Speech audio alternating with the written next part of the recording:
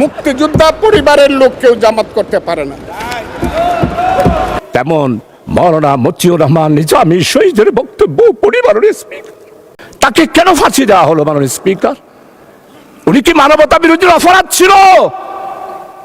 আজকে দেলোয়ার হোসেন সাইদি সাহেবের রাজ সাক্ষী, উনার বিরুদ্ধে সাক্ষী দেওয়ার জন্য যেই সনাতনী হিন্দু ধর্মের ভদ্রলোক ছিলেন, উনি কি বলেছেন? 10 বছর পার্লামেন্টে ছিলেন, আপনি তার সাক্ষী। মাওলানা মতিউর রহমান নিজামী এই পার্লামেন্টে কাকো আঘাত দিয়ে কোনোদিন কথা বলেছে? আমি ওনার বক্তব্য লাইব্রেরিতে গিয়ে সব সময় পড়ি। আজকে মাওলানা মতিউর রহমান নিজামীকে খুঁজে পাই না পার্লামেন্টে। আল্লামা হযরত মাওলানা দেলোয়ার হোসেন সাইদি রহমতুল্লাহ আলাইহি উনি এইখানে বক্তব্য রেখেছেন। আজকের নাহমাদুহু ওয়া নুসাল্লি আলা রাসূলিল কারীম, আম্মা বাদ। আল্লাহুম্মা সাল্লি ওয়া সাল্লিম আলা নবিয়িনা মুহাম্মদ। আল্লাহুম্মা সাল্লি আলা সাইয়্যিদিনা মুহাম্মদ ওয়াসিলাতি ইলাইকা ওয়া আলিহি ওয়া সাল্লিম। বিসমিল্লাহির রহমানির রহিম।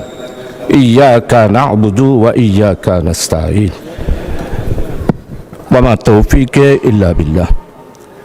মাননীয় স্পিকার, আপনাকে অসংখ্য ধন্যবাদ। এই মহান সংসদ আপনি প্রায় 7 বারের মতো সংসদ সদস্য হিসাবে নির্বাচিত হয়েছিলেন। অতীতের পার্লামেন্ট আপনার চেয়ে বেশি এখানে কেউ অভিজ্ঞ নয়। আপনি একজন বীর মুক্তিযোদ্ধা এবং আপনি স্বাধীনতার একজন ইতিহাসের বটবৃক্ষ হিসাবে স্বরাষ্ট্রমন্ত্রী উল্লেখ করেছেন। আমি ওনার সাথে সম্পূর্ণ একমত মাননীয় স্পিকার। মাননীয় স্পিকার, আজকে আমাদের এই মহান সংসদে আমি সর্বপ্রথম বিশেষ করে আমাদের মাননীয় সংসদ সদস্য অত্যন্ত প্রবীণ এবং ইতিহাসবিদ, উনি যেই কথাগুলো উল্লেখ করেছেন আমি মনে করি এগুলোর জবাব দেওয়ার কোনো প্রয়োজন নেই। তার কারণ হচ্ছে জাতি জামাত ইসলামীকে ইতিহাসের কাঠগড়ায় এইবারের নির্বাচনে আনুপাতিক হারে ভোটের সংখ্যার দিক থেকে জাতি আমাদেরকে স্বীকৃতি দিয়ে দিয়েছে আমরা যে দেশপ্রেমিক, আমরা দেশকে ভালোবাসি, দেশের মানুষকে ভালোবাসি। আজকে কথা উঠেছে মুক্তিযোদ্ধা সম্পর্কে। জামাত ইসলামী এই পর্যন্ত স্বাধীনতার ইতিহাস সম্পর্কে জামাত ইসলামীর পক্ষ থেকে স্পষ্ট বক্তব্য দিয়ে দেওয়া হয়েছে মাননীয় স্পিকার।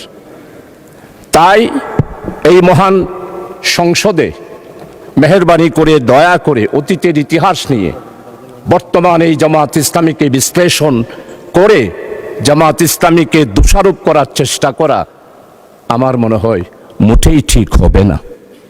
কারণ হচ্ছে জামাত ইসলামের ইতিহাস হচ্ছে যেইখানে গণতন্ত্র নস্যাৎ হয়েছে সেইখানে গণতন্ত্র উদ্ধার করার জন্য জামাত ইসলামী আন্দোলন করেছে। মরহুম শেখ মুজিবুর রহমান সাহেব যখন আগরতলার ষড়যন্ত্রের মামলায় গ্রেপ্তার হয়েছিল তখনকার জামাত ইসলামী পাকিস্তান ডেমোক্রেটিক মুভমেন্টের মাধ্যমে মরহুম শেখ মুজিবুর রহমানকে আগরতলার ষড়যন্ত্র মামলা থেকে মুক্তির জন্য জামাত ইসলামী আন্দোলন করেছিল। শুধু আন্দোলন নয় মাননীয় স্পিকার, আমাদের সাবেক আমির জামাত বিশ্ব ইসলামী আন্দোলনের নেতা, যিনি তৎকালীন পূর্ব পাকিস্তানের স্বাধিকার আদায়ের জন্য 1962 সালে বক্তব্য দিয়েছেন, 1966 সালে বক্তব্য দিয়েছেন, 1948 সালে বক্তব্য দিয়েছেন। মরহুম শেখ মুজিবের মুক্তির জন্য যে ডাইরেক্ট অ্যাকশন কমিটি হয়েছিল সেই অ্যাকশন কমিটির সেক্রেটারি ছিলেন অধ্যাপক গোলাম আজম এবং জামাত ইসলামী ছিল সেই জোটের একটি সংগঠন। আর জয়েন্ট সেক্রেটারি ছিল জনাব আব্দুস সামাদ আজাদ সাহেব। মরহুম শেখ মুজিবুর রহমানের আগরতলা ষড়যন্ত্রের মামলা থেকে মুক্তির জন্য সবচেয়ে বেশি অর্থ যোগান দিয়েছিল তৎকালীন পাকিস্তান আমলে জামাত ইসলামী মাননীয় স্পিকার। তাই জামাত ইসলামের ইতিহাস হচ্ছে মানুষের অধিকার প্রতিষ্ঠার ইতিহাস। জামাত ইসলামের ইতিহাস হচ্ছে গণতন্ত্র প্রতিষ্ঠার ইতিহাস। জামাত ইসলামীকে আপনারা বারবার অনেক তকমা দিয়েছিলেন, কোন তকমায় জনগণ বিশ্বাস করে নাই। আপনারা বলেছেন আমরা জঙ্গি। জনগণ 12 তারিখের নির্বাচনের মাধ্যমে প্রমাণ করেছে জামাত ইসলামী জঙ্গি সংগঠন নয়, গণতান্ত্রিক, নিয়মতান্ত্রিক, সাংবিধানিক একটি আন্দোলন এবং সংগঠন। মাননীয় স্পিকার, জামাত ইসলামীর গণতান্ত্রিক ইতিহাস অনেক সময় লাগবে। আপনি যেহেতু আমাকে সময় নির্ধারণ করে দিয়েছেন, আজকে জামাত ইসলামীর ব্যাপারে শুধু এতটুকু বলতে চাই, ভুলে গেলে চলবে না। 1997 সালে দেশনেত্রী বেগম খালেদা জিয়া বৃহত্তর বিরোধী দলের নেতা ছিলেন। চট্টগ্রাম মেডিকেল কলেজে গেলেন, অবরুদ্ধ হয়ে গেল। ফ্যাসিস্ট, স্বৈরাচার যারা বাংলাদেশে জঙ্গি কায়েম করেছিল, তারাই বেগম খালেদা জিয়াকে চট্টগ্রাম মেডিকেল কলেজে অবরুদ্ধ করেছিল। আজকে আমাদের মরহুম শহীদ সালাউদ্দিন কাদের চৌধুরীর ছেলে আছে হুব্বাম কাদের, আমাদের সম্মানিত অর্থমন্ত্রী, চট্টলার কৃতি সন্তান, যার পরিবারে উনার আব্বা নয়, উনার দাদা থেকেই মন্ত্রিত্ব ওনারা পেয়ে আসতেছেন, সেই রকম সম্ভ্রান্ত পরিবারের সন্তান উনিও দেশনেত্রী বেগম খালেদা জিয়ার সাথে মেডিকেল কলেজে ছিলেন। আজকে সম্মানিত অর্থমন্ত্রী, আপনি স্বীকার করবেন, সর্বপ্রথম টেলিফোন করেছিল মরহুম শহীদ সালাউদ্দিন কাদের চৌধুরী আমি শাহজাহান চৌধুরীকে।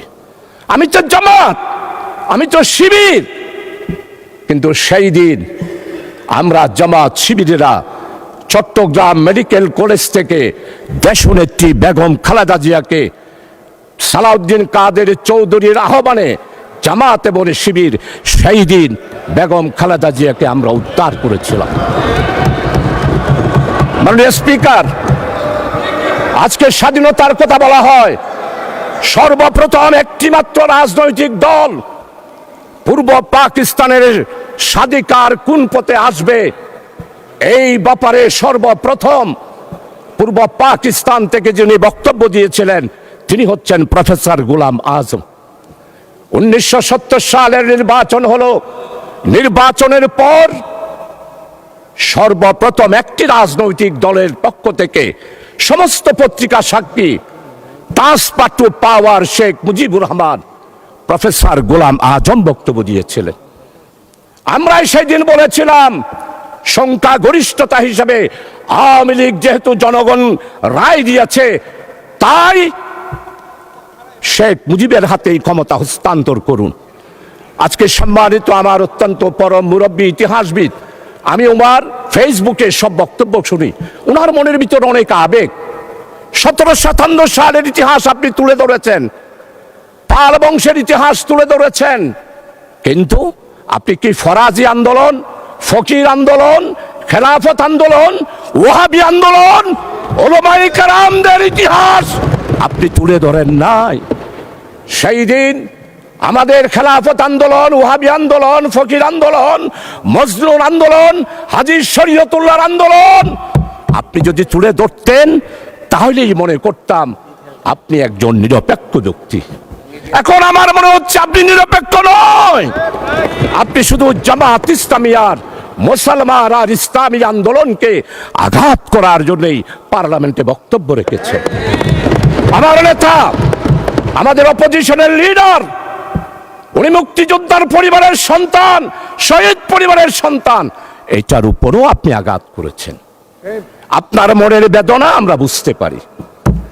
মাননীয় স্পিকার, জনাব প্রেসিডেন্ট ভাষণ দিয়েছেন, সেই ভাষণের ব্যাপারে মাননীয় সংসদ সদস্যবৃন্দ অনেকেই ওনাকে সাধুবাদ জানিয়েছেন। আমরা এটার বিরোধিতা করি না, কিন্তু আমরা স্পষ্ট বলতে চাই, জনাব প্রেসিডেন্ট, আপনি শপথ ভঙ্গ করেছেন, আপনি জাতিকে বিভ্রান্ত করেছেন।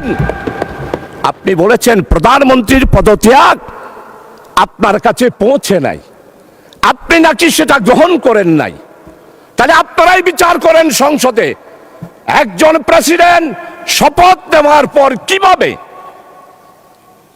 জাতিকে বিভ্রান্ত করার জন্য ইন্টারিয়াম গভর্নমেন্ট গঠন হওয়ার 6 মাসের পরেও উনি বললেন শেখ হাসিনার পদত্যাগপত্র আমার কাছে পৌঁছে নাই। যেই প্রেসিডেন্ট শপথ ভঙ্গ করতে পারে, জাতিকে বিভ্রান্ত করতে পারে, সে আর যেই হবে হোক, প্রেসিডেন্টের চেয়ারকে আমরা স্যালিউট জানাই, প্রেসিডেন্টের চেয়ারকে আমরা সম্মান করি।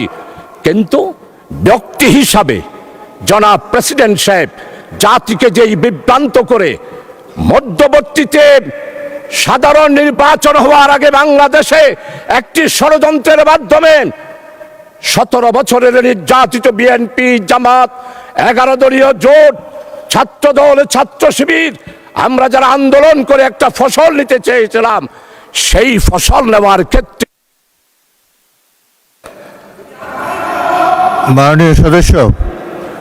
মাননীয় সদস্য আপনি 2 মিনিটের মধ্যে কনক্লুড করেন। অ্যানাদার 2 মিনিটস, 2 মিনিটে শেষ করুন। আচ্ছা ঠিক আছে মাননীয় স্পিকার, আপনার কথা আমি অবশ্যই শেষ করব। মাননীয় স্পিকার, আমাদের নেতৃবৃন্দ আজকে মওলানা মতিউর রহমান নিজামী নেই, 10 বছর পার্লামেন্টে ছিলেন, আপনি তার সাক্ষী। মওলানা মতিউর রহমান নিজামী এই পার্লামেন্টে কাকো আঘাত দিয়ে কোনোদিন কথা বলেছে? আমি ওনার বক্তব্য লাইব্রেরিতে গিয়ে সব সময় পড়ি, যেমন শাহজিজের বক্তব্য পড়ি, তেমন মওলানা মতিউর রহমান নিজামী শহীদের বক্তব্য পড়ি। মাননীয় স্পিকার, আজকে মওলানা মতিউর রহমান নিজামীকে খুঁজে পায় না পার্লামেন্টে। আল্লামা হযরত মাওলানা দেলওয়ার হোসেন সাইদি রহমতুল্লাহ আলাইহি উনি এইখানে বক্তব্য রেখেছেন। আজকের সম্মানিত মির্জা ফখরুল ইসলাম মহাসচিব, চরমভাবে শ্রদ্ধা করি, উনি আমাদের কৃষি মন্ত্রী মওলানা মতিউর রহমান নিজামীর স্টেট মিনিস্টার ছিলেন, প্রতিমন্ত্রী ছিলেন। উনি এত ভালো ভালো পদক্ষেপ নিয়েছেন কৃষি ডিপার্টমেন্টে। আজকের কৃষিমন্ত্রী যিনি আছেন অত্যন্ত বিজ্ঞ। আমার মনে হয় আমাদের মির্জা ফখরুল ইসলাম সাহেবের রেখে যাওয়া, মওলানা মতিউর রহমান নিজে রেখে যাওয়া কৃষি মন্ত্রণালয়ে উনি সেই পদক্ষেপগুলো গ্রহণ করছেন। আজকে তাকে শ্রদ্ধা ভরে স্মরণ করছি। তাকে কেন ফাঁসি দেওয়া হলো মাননীয় স্পিকার? উনি কি মানবতা বিরোধী অপরাধ ছিল? আজকে দেলওয়ার হোসেন সাইদি সাহেবের রাজ সাক্ষী, উনার বিরুদ্ধে সাক্ষী দেওয়ার জন্যে যেই সনাতনী হিন্দু ধর্মের ভদ্রলোক ছিলেন, উনি কি বলেছেন? আল্লামা দেলওয়ার হোসেন সাইদি হত্যা করা দূরে থাক, স্বাধীনতার ব্যাপারে, স্বাধীনতা যুদ্ধের ব্যাপারে এই মহান পার্লামেন্টে 96 সালে, 2001 সালে তৎকালীন এই ফ্যাসিস্ট আওয়ামী লীগ সরকারকে আঘাত লাগে সেই রকম কোন কথা আল্লামা হযরত দেলওয়ার হোসেন সাইদি রাখে নাই মাননীয় স্পিকার।